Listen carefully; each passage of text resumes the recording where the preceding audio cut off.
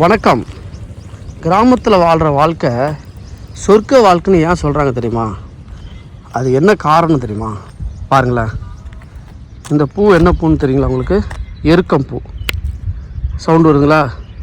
இதெல்லாம் நம்ம ஸ்கூல் படிக்கிறப்ப, ஸ்கூலுக்கு போகும்போது வரும்போது இந்த மாதிரி எருக்கம் செடியை பார்த்தோன்னே அது அந்த எருக்கம்போட பூ வர்றது முன்னாடி மொட்டு, அந்த மொட்டு இருக்கும். அந்த மொட்டை இப்படி அமுக்குனா டப்பு டப்புன்னு சவுண்டு வரும். அது என்னென்னா, நம்ம நினச்ச விஷயம் நடக்கும் அப்படின்னா இந்த மொட்டை அமுக்கும்போது டப்புன்னு சவுண்டு வரும். நம்ம காதலிக்கிற பொண்ணு நமக்கு கிடைக்குமா கிடைக்காதான்னு சொல்லிட்டு இப்படி அமுக்குனா சவுண்டு வந்ததுன்னா கிடைக்கும். ஆனால் அந்த மாதிரி நிறைய சவுண்டு வந்துச்சு. ஆனால் அந்த காதெல்லாம் தோத்துச்சுன்னு வச்சுங்க, அது வேறு கதை. இருந்தாலும் பாஸ் ஆகுமா ஃபெயில் ஆகுமா நினச்சிக்கிட்டு மனசில் நினச்சிக்கும். பாஸ் ஆகும்னா சவுண்டு வரும், ஃபெயில் ஆகும்னா சவுண்டு வரான்னு சொல்லிட்டு இப்படி அமுக்குனா வரும். பாஸ் ஆகிட்டோம். ஆனால் நிறைய இந்த மாதிரியான பரிசோதனை முயற்சியில் என்ன பண்ணோன்னா, காதலில் தான் நிறைய பண்ணோம்.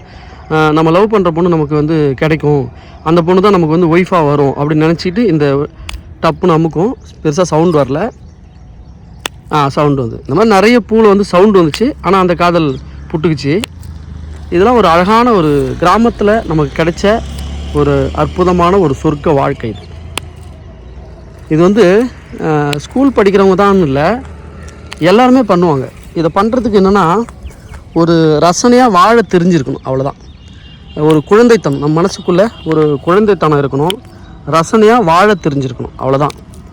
நான் வாழ்க்கையில் நிறைய கஷ்டம், இன்பம், துன்பம், பொருளாதாரம் இல்லை, வறுமை, சொந்தக்காரங்க கடன் கொடுக்க மாட்டான், அவமானப்படுத்துவான், இந்த மாதிரி பொதுவாக வாழ்க்கையில் நிறைய கஷ்டங்கள், வலிகள் எல்லாமே இருக்கும், சரிங்களா? அதெல்லாம் இருக்கும்.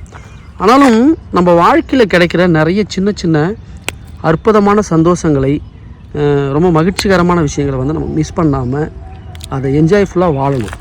ஏன்னா வாழ்க்கையில் எவ்வளோ நெகட்டிவ் இருந்தாலும் கூட சின்ன சின்ன பாசிட்டிவ் இருக்குங்க இல்லையா? அந்த பாசிட்டிவை நீ கொண்டாடுங்க, நம்ம மனசு உற்சாகமாகும்.